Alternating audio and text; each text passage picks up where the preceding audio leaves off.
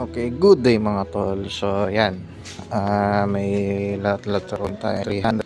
So, natapos na natin yan. Ayan, bulok. Ayan. Bulok siya, dami. Back to back. Tapalodo. Pa. So, binalot na ito ng fiber. Yun.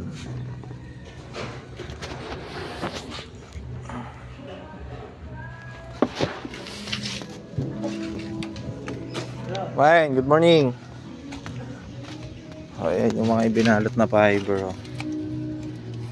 So, tanggalin natin. Saan natin ang hero yan. Ayan.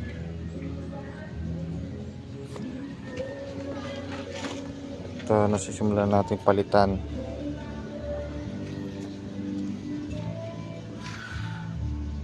Yun.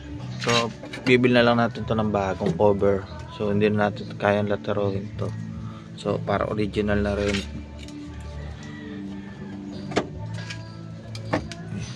Yan. So, naglalatero natin dyan si Kuya Tony Flores. Siya ang pinagawa natin dito. At marami rin tayong ginagawa sa shop eh. So, dito hindi naman natin tinatapal. Tanggal talaga bulok. Ayaw natin itapal kasi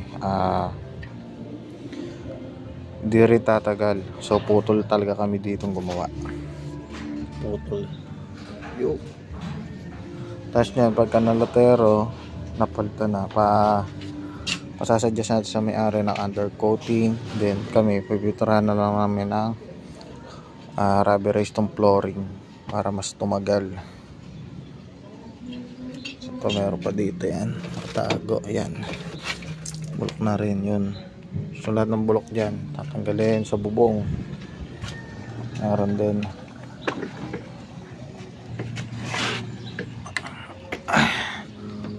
So, ay sa mga bubong. Yun.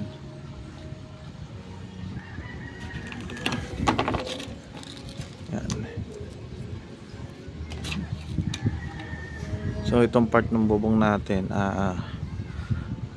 pre na lang natin sa customer to. Kakapiraso lang din naman din natin siningit. So, ito yung naging priority talaga natin sa ulo niya.